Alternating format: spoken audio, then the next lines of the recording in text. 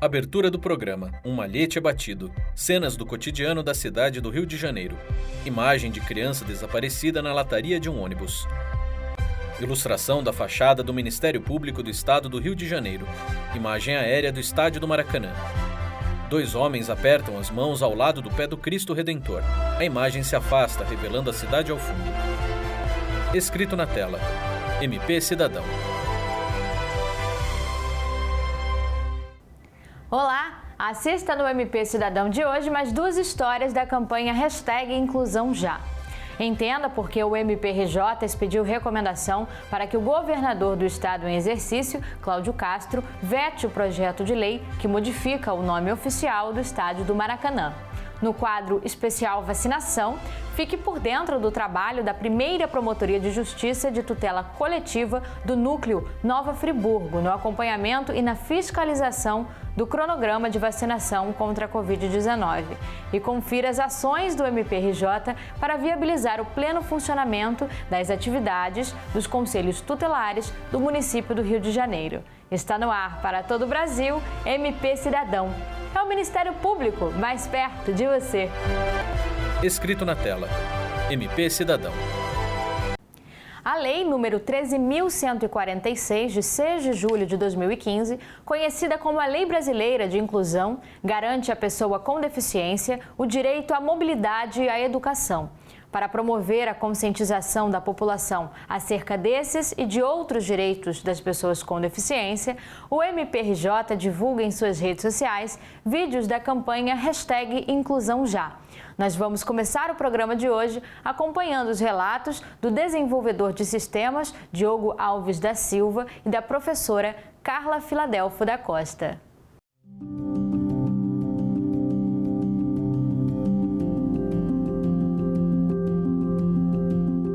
Eu entro no ônibus, peço para alguém levantar e sento. Só que nesse intervalo, quando eu estou pisando na escada, o motorista já está andando.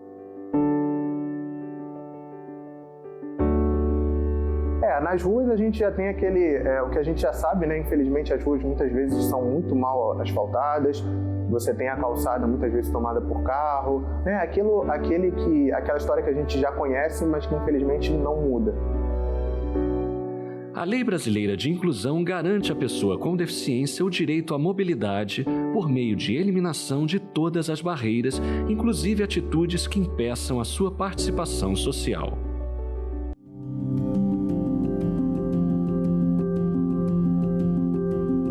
Trabalho no momento atendendo alunos de educação especial que estão incluídos, alunos com deficiência visual, cegos ou com baixa visão, e trabalho na coordenação disciplinar de uma escola.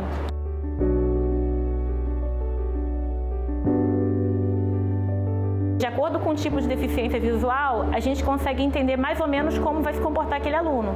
Eu tenho de alunos que não copiam do quadro, que enxergam para não copiar que não enxergam a ponto de copiar do quadro, como tenho alunos que copiam do quadro se sentar bem próximo e se for uma letra de um tamanho razoável.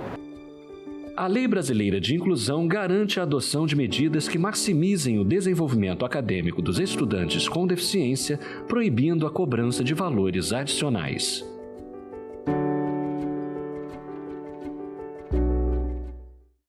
No começo de março, a Assembleia Legislativa do Estado do Rio de Janeiro, a ALERJ, aprovou um projeto de lei que altera o nome oficial do estádio do Maracanã de jornalista Mário Filho para Edson Arantes do Nascimento, Rei Pelé. O Ministério Público do Rio de Janeiro entende que esta mudança pode violar o patrimônio imaterial dos torcedores e, por isso, expediu uma recomendação para o governador do estado em exercício, Cláudio Castro. Vamos acompanhar.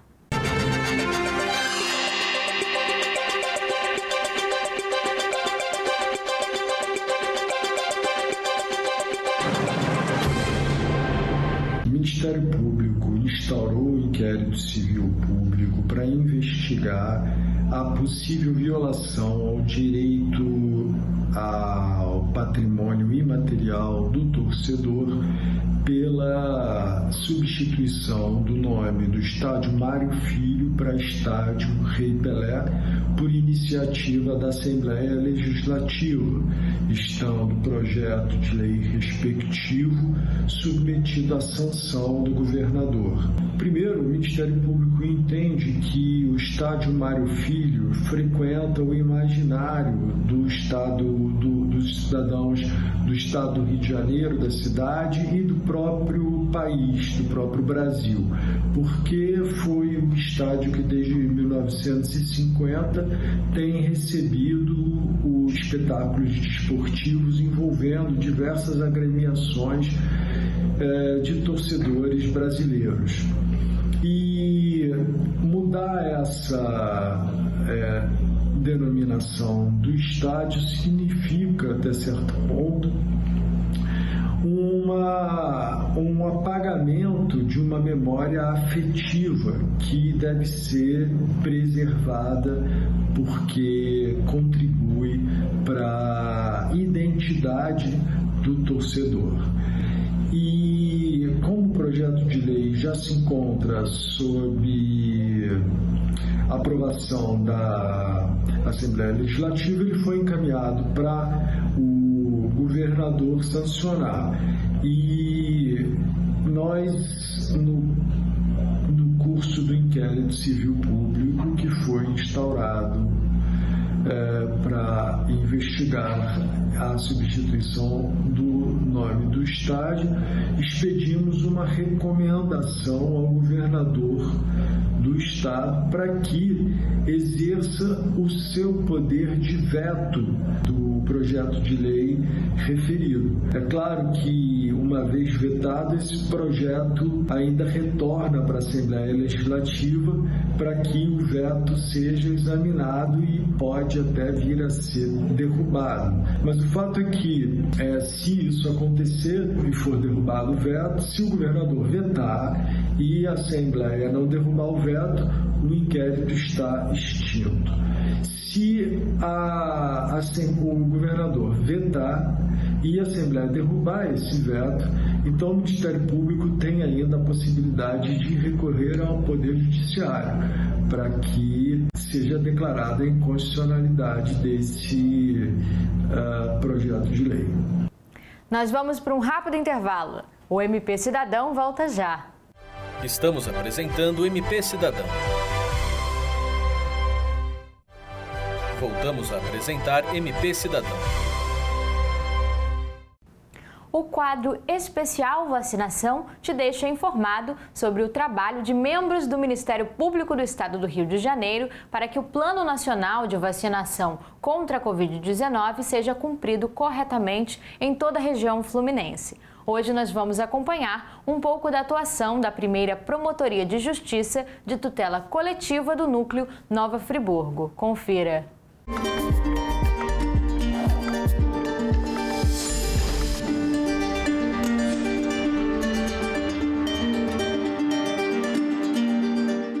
A primeira Promotoria de Tutela Coletiva do Núcleo Nova Friburgo é responsável pela defesa dos direitos meta-individuais relacionados à saúde pública para os municípios de Nova Friburgo e Cachoeiras de Macacu.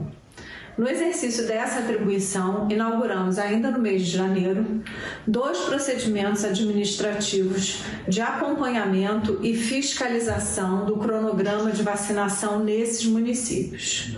Como providência inicial, oficiamos às respectivas secretarias municipais de saúde para que nos fornecessem subsídios relacionados ao seu plano municipal de imunização, visando assim verificar sua compatibilidade com o Plano Nacional, editado pelo Ministério da Saúde, e também com a mesma baliza técnica da Secretaria de Estado de Saúde. Além desses procedimentos, ainda em curso, autuamos também um procedimento administrativo de acompanhamento da vacinação nas ILPIs, Instituições de Longa Permanência de Idosos, visando assim acompanhar a imunização deste público-alvo, bem como dos profissionais de saúde que lá trabalham.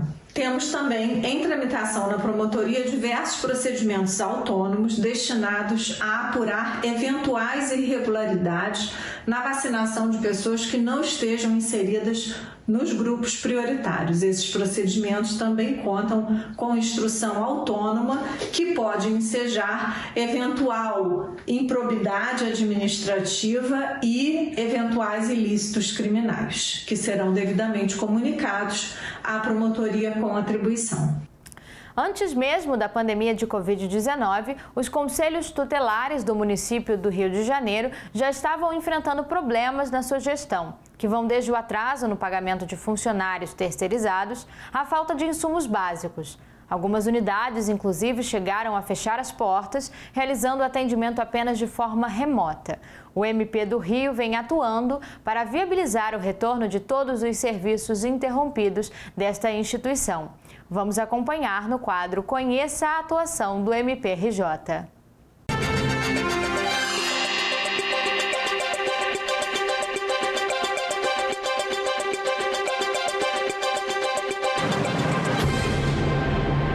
Essa situação dos conselhos tutelares é uma situação que se arrasta já há algum tempo. Os 19 conselhos tutelares estão com problemas em seus respectivos lugares físicos de funcionamento, não é? De atuação presencial.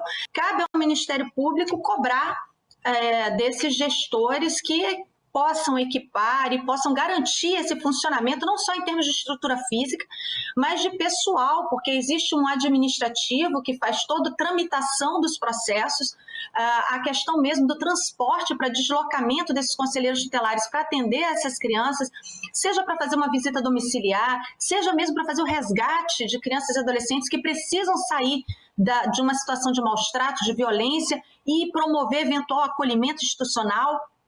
E também se comunicar com o sistema de justiça. Precisa o conselheiro tutelar ter um computador, ter rede de internet, para levar o conhecimento do promotor de justiça, por exemplo, o que está acontecendo naquele caso concreto. Dito isso, a gente percebe que alguns conselhos tutelares estavam com situações de filtração, fiação elétrica, até em situações de insegurança, alguns com questão da ventilação inadequada. Isso se acirrou ainda mais com essa situação da pandemia.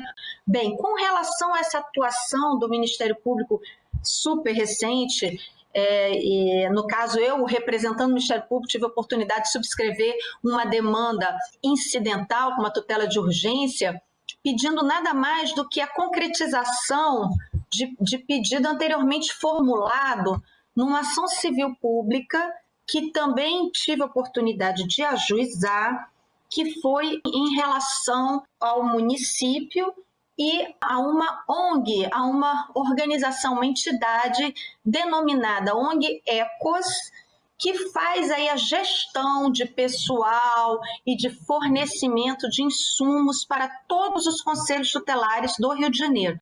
Mediante um repasse de determinado valor que foi contratado em razão desse termo de colaboração firmado entre o município do Rio de Janeiro e esta ONG Ecos, termo de colaboração esse que foi pactuado na gestão anterior, mas que pelo princípio da continuidade do serviço público, da indivisibilidade do poder público e da continuidade desses serviços, permanece ainda em vigor também na atual gestão.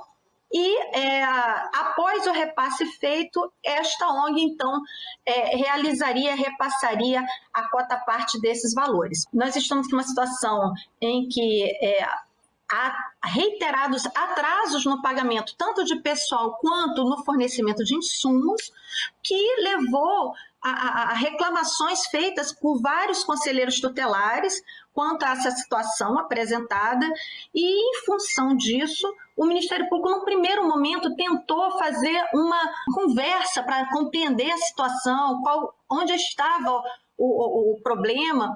Em âmbito ainda extrajudicial, fez várias reuniões, tentando regularizar essa situação. E, ao que tudo indica, alega esta ONG que não está recebendo tempestivamente os repasses por parte do município para que possa adimplir as suas obrigações a tempo adequado. Por outro lado, o município alega que o atraso nos repasses se dá porque esta ONG, por sua vez, não está prestando as contas devidamente e que tem despesas que são glosadas por quanto não comprovadas. E, de fato, nós temos que reconhecer que é necessário, para que seja utilizado dinheiro público, que haja uma demonstração efetiva. Então, diante deste impasse, o Ministério Público ajuizou uma ação, que é esta ação civil pública, questionando, inclusive, a eficácia e o cumprimento adequado deste termo de colaboração, levando até para a eventual prestação jurisdicional final, ao final dessa cognição jurisdicional, é possível até rescisão deste termo de colaboração pelo inadimplemento, inclusive, de ambas as partes.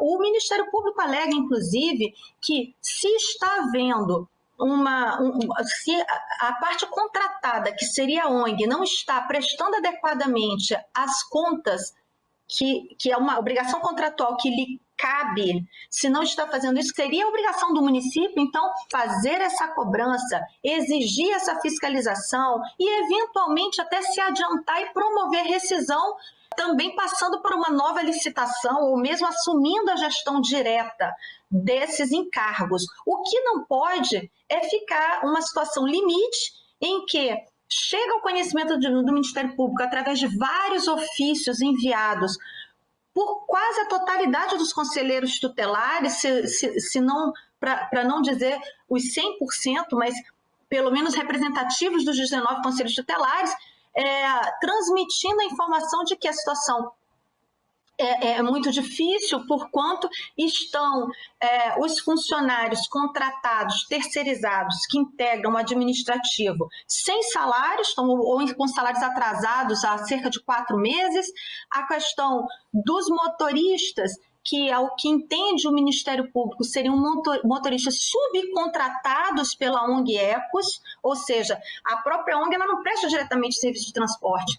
Ao que foi possível compreender, elas subcontrataram uma cooperativa de carros e motoristas, mas essa relação realmente precisa ser resolvida, fiscalizada e equacionada no âmbito da gestão, mas fato é que, ao que chega ao conhecimento do Ministério Público, os salários desses motoristas subcontratados também estariam atrasados e que não haveria combustível para que sejam efetivadas as devidas visitas domiciliares ou então o deslocamento dos conselheiros tutelares. Dito isso, e considerando tanto os reclamos de prioridade constitucional, volto a dizer, artigo 227 da Constituição, o fato é que as crianças e adolescentes não podem esperar. Então, assim, nessa perspectiva, não houve outra solução que não, no âmbito desta ação civil pública já proposta, o Ministério Público entrar com essa estratégia processual que é prevista no Código de Processo Civil, solicitando que o juiz verifique a conveniência e a oportunidade de antecipar alguma decisão, concedendo uma tutela de urgência para garantir, ainda que parcialmente, o pagamento, o adimplemento da obrigação que está descumprida e a continuidade dos serviços públicos, desse serviço público em especial. Dei um pedido alternativo para que o juízo pudesse apreciar a eventual possibilidade alternativa de fazer um bloqueio de dinheiro nos cofres públicos suficiente a fazer um adimplemento consciente mediante a demonstração de inequívoco débito, não é? Abatendo-se o que foi pago diretamente do que deveria eventualmente ser repassado para a ONG para evitar pagamento em duplicidade, um bis in idem. O Ministério Público atua numa perspectiva resolutiva, fomentando o diálogo, incentivando a mediação, fazendo as reuniões extrajudiciais, mas em momentos críticos, tendo que atuar judicialmente, que foi o que aconteceu recentemente, e aí respondendo a pergunta, abrindo-se ensejo a tutela incidental de urgência e chamando o juiz para esse cenário, para que ele possa também se apropriar dessa problemática e, numa perspectiva do processo civil estruturante, possa convidar os demais atores envolvidos. Inclusive, eu tive a oportunidade de despachar com o juízo que atualmente se encontra na primeira vara da Infância e Juventude, dizendo que o Ministério Público estaria à disposição para eventual audiência de justificação, para que ele possa apreciar liminar com mais subsídios e que ele pudesse também ouvir os conselheiros tutelares. Acho importante isso, numa perspectiva da dialética processual, ouvir o gestor e as suas dificuldades, o procurador do município, o Ministério Público, e para que nós possamos caminhar aí tentando achar uma solução sustentável, que é o que todos nós queremos para essa situação do amparo das nossas crianças e adolescentes.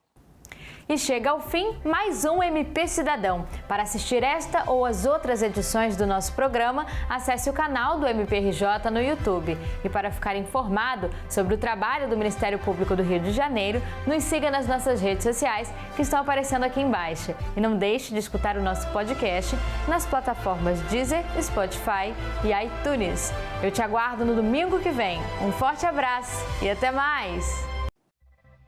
Os créditos finais sobem pela tela.